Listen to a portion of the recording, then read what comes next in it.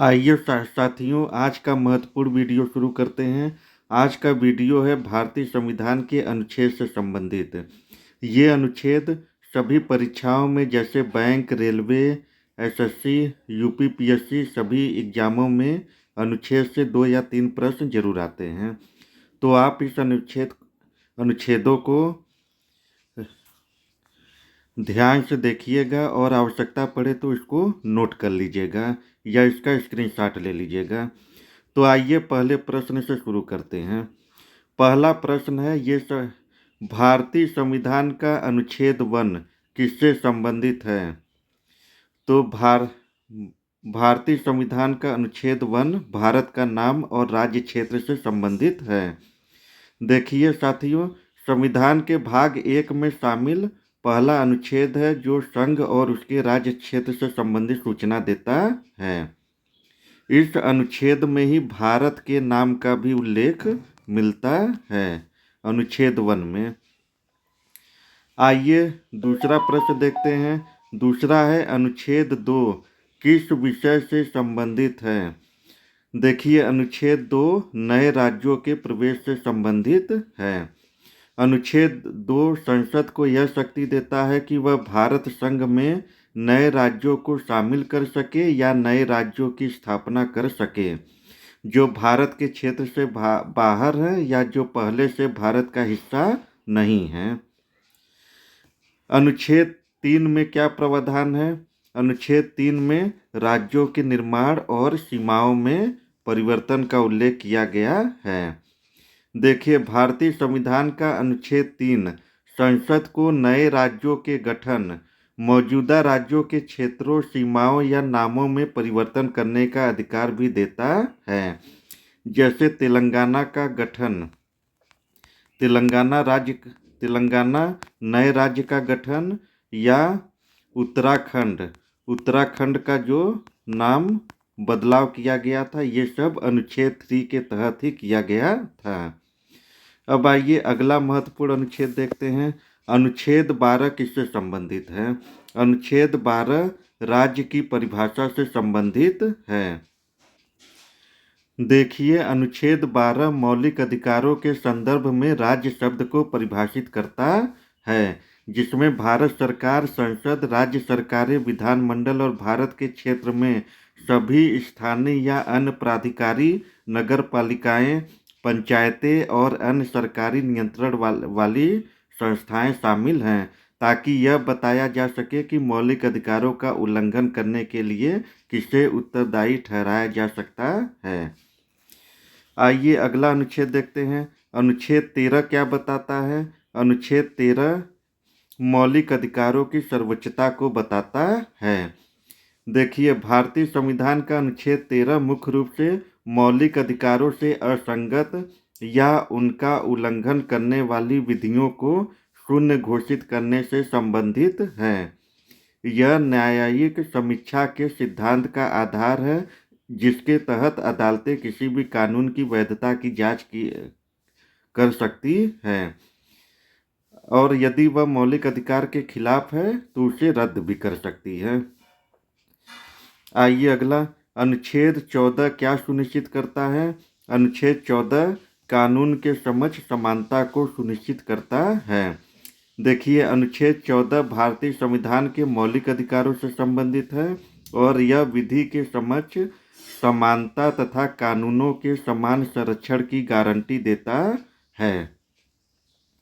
अगला आइए देखते हैं, अनुच्छेद 15 किस पर प्रतिबंध लगाता है?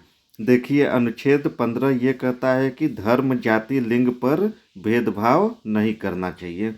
देखिए, अनुच्छेद 15 भारतीय संविधान का एक महत्वपूर्ण अनुच्छेद है जो धर्म, मूल वंश, जाति, लिंग या जन्म स्थान के आधार पर किसी भी नागरिक के साथ भेदभाव पर रोक लगाता है और सार्वजनिक स्थानों तक समान पहुंच सुनिश्चित करता है। साथ ही राज्यों को महिलाओं और बच्चों के लिए विशेष प्रावधान की अनुमति देता है। अनुच्छेद 16 किससे संबंधित है? अनुच्छेद 16 सार्वजनिक रोजगार में समान अवसर से संबंधित है। देखिए, अनुच्छेद 16 भारत का संविधान लोक नियोजन के मामलों में सभी नागरिकों को अवसर की समानता प्रदान करता है और धर्म, मूल वंश, जाति, लिंग, वंश, जन्म स्थान या निवास के स्थान पर भेदभाव को प्रतिबंधित करता है, जिससे सभी को समान अवसर मिल सके। तो अनुच्छेद 16 सार्वजनिक रोजगार में समान अवसर से संबंधित है। अनुच्छेद 17 क्या समाप्त करता है? देखिए, अनुच्छेद 17 अस्पृश्यता यानी छुआछूत। अस्पृश्यता को क्या बोलते हैं? छुआछूत। छुआछूत के उन्मूलन यानी अस्पृश्यता के उन्मूलन से संबंधित है, जो इसे किसी भी रूप में प्रतिबंधित करता है और इसके किसी भी तरह के अभ्यास को कानून के अनुसार दंडनीय अपराध बनाता है। आइए अगला देखते हैं, अनुच्छेद 18 क्या करता है। अनुच्छेद 18 उपाधियों के अंत से संबंधित है। अनुच्छेद 18 उपाधियों के उन्मूलन से संबंधित है, जो राज्य को सैन्य और शैक्षणिक उपाधियों को छोड़कर अन्य सभी उपाधियां देने से रोकता है तथा नागरिकों को विदेशी उपाधियां स्वीकार करने से मना करता है। अगला अनुच्छेद 19 किससे जुड़ा हुआ है? अनुच्छेद 19 देखिए, स्वतंत्रता के अधिकार से जुड़ा हुआ है। अनुच्छेद 21 क्या प्रदान करता है? अनुच्छेद 21 जीवन और व्यक्तिगत स्वतंत्रता को प्रदान करता है। अनुच्छेद 22 किससे संबंधित है? अनुच्छेद 22 गिरफ्तारी से संरक्षण से संबंधित है। अनुच्छेद 23 किस पर रोक लगाता है? अनुच्छेद 23 मानव तस्करी पर रोक लगाता है। अनुच्छेद 24 किससे जुड़ा हुआ है? अनुच्छेद 24 बाल श्रम निषेध से जुड़ा हुआ है। अनुच्छेद 25 क्या देता है? अनुच्छेद 25 धर्म की स्वतंत्रता को प्रदान करता है। अनुच्छेद 32 किससे प्रसिद्ध है? अनुच्छेद 32 संविधान की आत्मा के लिए प्रसिद्ध है। देखिए, अनुच्छेद 32 भारतीय संविधान के संवैधानिक उपचारों के अधिकार से संबंधित है, जो नागरिकों को उनके मौलिक अधिकारों के उल्लंघन होने पर सीधे सर्वोच्च न्यायालय में जाने और न्याय पाने का अधिकार देता है, जिसे डॉक्टर भीमराव अंबेडकर जी ने संविधान का हृदय और आत्मा भी कहा था। और यह लेख, निर्देश और रीट जारी करने का अधिकार सर्वोच्च न्यायालय को देता है। अगला है अनुच्छेद 36 किससे संबंधित है? अनुच्छेद 36 नीति निर्देशक तत्वों की परिभाषा से संबंधित है। देखिए, भारतीय संविधान का अनुच्छेद 36 राज्य के नीति निर्देशक सिद्धांतों से संबंधित है और इसमें राज्य शब्द की परिभाषा दी गई है, जिसका अर्थ है कि नीति निर्देशक तत्वों को लागू करने के लिए राज्य में वे सभी प्राधिकारी शामिल हैं जो अनुच्छेद 12 में परिभाषित हैं, जैसे सरकार, संसद, राज्य विधानमंडल और स्थानीय निकाय। यह अनुच्छेद बताता है कि भाग 4 के सिद्धांत राष्ट्र के कल्याणकारी राज्य के रूप में स्थापना के लिए मार्गदर्शक हैं। अगला देखते हैं, अनुच्छेद 40 किस पर बल देता है? अनुच्छेद 40 पंचायती राज पर बल देता है। अनुच्छेद 44 क्या कहता है? अनुच्छेद 44 समान नागरिक संहिता को बताता है कि हर नागरिक समान है। अनुच्छेद 45 किससे संबंधित है? अनुच्छेद 45 बाल शिक्षा से संबंधित है। अनुच्छेद 48 किससे संबंधित है? अनुच्छेद 48 गौवंश संरक्षण से संबंधित है। अनुच्छेद 45 किससे जुड़ा हुआ है? अनुच्छेद 45 बाल शिक्षा से संबंधित है। अनुच्छेद 48 किससे संबंधित है? अनुच्छेद 48 गौवंश संरक्षण से संबंधित है। अनुच्छेद 51 ने क्या बताता है? अनुच्छेद 51 ने मौलिक कर्तव्य को बताता है। देखिए, अनुच्छेद 51 ने भारतीय संविधान के मौलिक कर्तव्यों से संबंधित है, जो नागरिकों के नैतिक दायित्वों को परिभाषित करता है, जैसे संविधान और राष्ट्रीय प्रतीकों का सम्मान करना, देश की एकता और अखंडता की रक्षा करना, पर्यावरण की रक्षा करना और वैज्ञानिक सोच विकसित करना, जिसमें 6 से 14 वर्ष की आयु के बच्चों के लिए शिक्षा के अवसर प्रदान करना भी शामिल है। अनुच्छेद 52 क्या है? अनुच्छेद 52, देखिए, अनुच्छेद 52 राष्ट्रपति के पद से संबंधित है। भारतीय संविधान का अनुच्छेद 52 भारत के राष्ट्रपति के पद से संबंधित है, जो कहता है कि भारत का एक राष्ट्रपति होगा और यह संघ की कार्यपालिका का प्रमुख होगा। संघ की कार्यपालिका का प्रमुख होगा। यह अनुच्छेद भारत के संवैधानिक प्रमुख और देश के प्रथम नागरिक के पद की नींव रखता है। देश का प्रथम नागरिक किसे बोला जाता है? राष्ट्रपति को। देश का प्रथम नागरिक राष्ट्रपति, प्रेसिडेंट होता है। जिसके बाद अनुच्छेद 53 में अनुच्छेद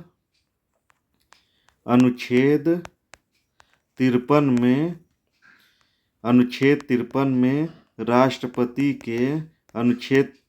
में राष्ट्रपति के शक्तियों और कार्यों का वर्णन है। अगला देखते हैं, अनुच्छेद 74 किससे जुड़ा हुआ है? अनुच्छेद 74 मंत्रिपरिषद से जुड़ा हुआ है। अनुच्छेद 74 भारतीय संविधान के उस प्रावधान से संबंधित है जो कहता है कि राष्ट्रपति को उनके कार्यों में सहायता और सलाह देने के लिए प्रधानमंत्री की अध्यक्षता में एक मंत्रिपरिषद होगा और राष्ट्रपति को इस मंत्रिपरिषद की सलाह के अनुसार ही कार्य करना होगा। अगला, अनुच्छेद 76 कौन है? अनुच्छेद 76 भारत के महान्यायवादी से संबंधित है। देखिए, भारतीय संविधान का अनुच्छेद 76 भारत के महान्यायवादी के पद से संबंधित है, जिसमें महान्यायवादी के नियुक्ति, कर्तव्यों, शक्तियों और कार्यकाल का प्रावधान है। वह केंद्र सरकार के सर्वोच्च कानूनी अधिकारी होते हैं। महान्यायवादी क्या होते हैं? केंद्र सरकार के सर्वोच्च कानूनी अधिकारी होते हैं और राष्ट्रपति की इच्छा तक ये पद धारण करते हैं। आइए अगला, अनुच्छेद 79 क्या है? अनुच्छेद 79 भारत की संसद के गठन से संबंधित है। देखिए, अनुच्छेद 79 में भारत की संसद के गठन से संबंधित है, जिसमें कहा गया है कि संघ के लिए एक संसद होगी, जिसमें राष्ट्रपति और दो सदन राज्यसभा और लोकसभा शामिल होंगे।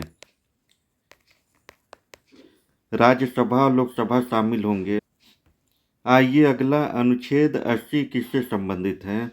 अनुच्छेद 80 राज्यसभा से संबंधित है।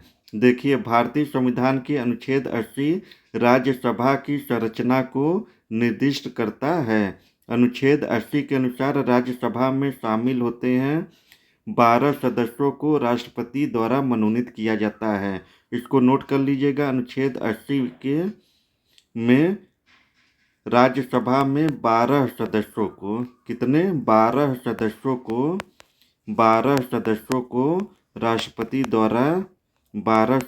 को राष्ट्रपति द्वारा मनोनीत किया जाता है। यानी 12 सदस्य को राष्ट्रपति नियुक्त कर सकते हैं। आइए अगला अनुच्छेद 81 क्या बताता है। अनुच्छेद 81 भारत के लोकसभा की संरचना से संबंधित है। भारत की लोकसभा की संरचना से संबंधित है कि लोकसभा में अधिकतम 550 सदस्य होंगे। जो राज्यों और केंद्र शासित प्रदेशों से कितने सदस्य निर्वाचित होंगे? 530 सदस्य राज्य से और 20 केंद्र शासित प्रदेश से निर्वाचित होते हैं। और सीटों का आवंटन जनसंख्या के आधार पर कैसे किया जाएगा, ये अनुच्छेद 81 में बताया गया है। तो अनुच्छेद 81 लोकसभा की संरचना से संबंधित है। आइए अगला अनुच्छेद 83 किससे जुड़ा हुआ है। अनुच्छेद 83 संसद की अवधि से जुड़ा है। अनुच्छेद 83 संसद के सदनों राज्यसभा और लोकसभा के कार्यकाल से संबंधित है। यानी संसद की अवधि लोकसभा और राज्यसभा के कार्यकाल से संबंधित है। आइए अगला अनुच्छेद 85 किससे संबंधित है। अनुच्छेद 85 संसद के सत्र से संबंधित है। अनुच्छेद 85 में राष्ट्रपति को संसद के सत्रों को बुलाने, सत्रावसान करने और लोकसभा का विघटन यानी भंग करने की शक्ति से संबंधित है। तो ये इम्पॉर्टेंट है। अनुच्छेद 110 क्या है। अनुच्छेद 110 धन विधेयक पारित करने से संबंधित है। ये भी इम्पॉर्टेंट है। अनुच्छेद 112 क्या है। अनुच्छेद 112 वार्षिक बजट से संबंधित है। अनुच्छेद 123 क्या देता है। अनुच्छेद 123 राष्ट्रपति की अध्यादेश शक्ति से संबंधित है। अनुच्छेद 148 किससे संबंधित है, ये भी इम्पॉर्टेंट है। देखिए अनुच्छेद 148 भारत के नियंत्रक महालेखा परीक्षक के पद से संबंधित है, जिसमें उनकी नियुक्ति राष्ट्रपति द्वारा शपथ निष्कासन की प्रक्रिया सुप्रीम कोर्ट के न्यायाधीश के समान और कार्यपालिका से स्वतंत्रता सुनिश्चित करने वाले प्रावधानों का उल्लेख है, जिससे सरकार के वित्तीय मामलों में पारदर्शिता और जवाबदेही बनी रहे। अनुच्छेद 155 कौन है। अनुच्छेद 155 राज्यपाल होते हैं। अनुच्छेद 163 क्या है। अनुच्छेद 163 राज्य मंत्रिपरिषद के गठन से संबंधित है। अनुच्छेद 165 कौन है। अनुच्छेद 165 राज्य के महाधिवक्ता होते हैं। अनुच्छेद 168 क्या है। देखिए अनुच्छेद 168 राज्य विधानमंडल से संबंधित है। भारतीय संविधान के अनुच्छेद 168 राज्यों में विधानमंडल के गठन से संबंधित है, जिसमें बताया गया है कि हर राज्य में राज्यपाल और विधानमंडल से मिलकर एक विधानमंडल होगा जो कानून का निर्माण करता है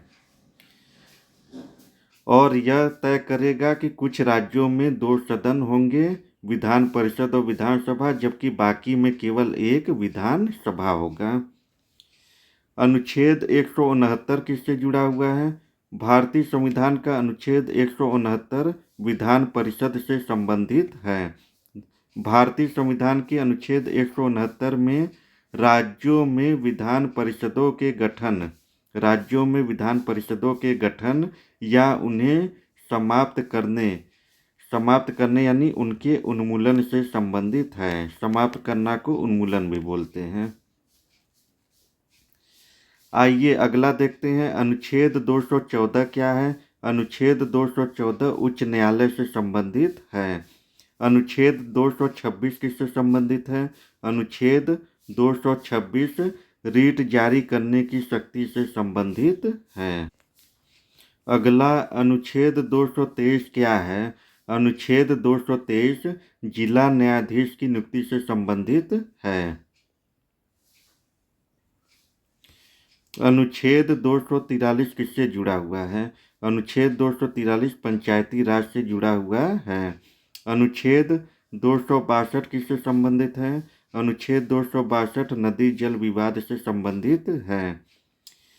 अनुच्छेद 280 क्या है? अनुच्छेद 280 वित्त आयोग से संबंधित है। देखिए, भारतीय संविधान का अनुच्छेद 280 वित्त आयोग के गठन और उसके कार्यों से संबंधित है, जो केंद्र और राज्यों के बीच करों और वित्तीय संस्थानों के वितरण की सिफारिश करता है, ताकि देश में संतुलित राजकोषीय संघवाद बना रहे।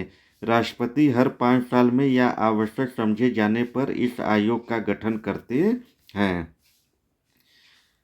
राष्ट्रपति हर 5 साल में या आवश्यक समझे जाने पर इस आयोग का गठन करते हैं। अगला अनुच्छेद 300A क्या है? अनुच्छेद 300A संपत्ति के अधिकार से संबंधित है। देखिए, संविधान के आर्टिकल 300A संपत्ति के अधिकार से संबंधित है, जो कहता है कि किसी भी व्यक्ति को कानून के प्राधिकार के बिना उसकी संपत्ति से वंचित नहीं किया जाएगा। इसका मतलब यह है कि सरकार केवल कानून बनाकर ही किसी की संपत्ति ले सकती है, कोई मनमाना अधिग्रहण नहीं कर सकती है। यह एक संवैधानिक अधिकार है। संपत्ति के अधिकार को संवैधानिक अधिकार माना गया है। ये मौलिक अधिकार नहीं है। ये भी प्रश्न इम्पॉर्टेंट है। अनुच्छेद 300A और मौलिक अधिकार में पूछता है कि क्या संपत्ति का अधिकार मौलिक अधिकार है? तो संपत्ति का अधिकार एक संवैधानिक अधिकार होता है, यह एक मौलिक अधिकार नहीं है। अगला अनुच्छेद 324 किससे जुड़ा हुआ है? अनुच्छेद 324 चुनाव आयोग से संबंधित है, चुनाव आयोग के गठन से। अनुच्छेद 368 क्या है? अनुच्छेद 368 संविधान संशोधन से संबंधित है।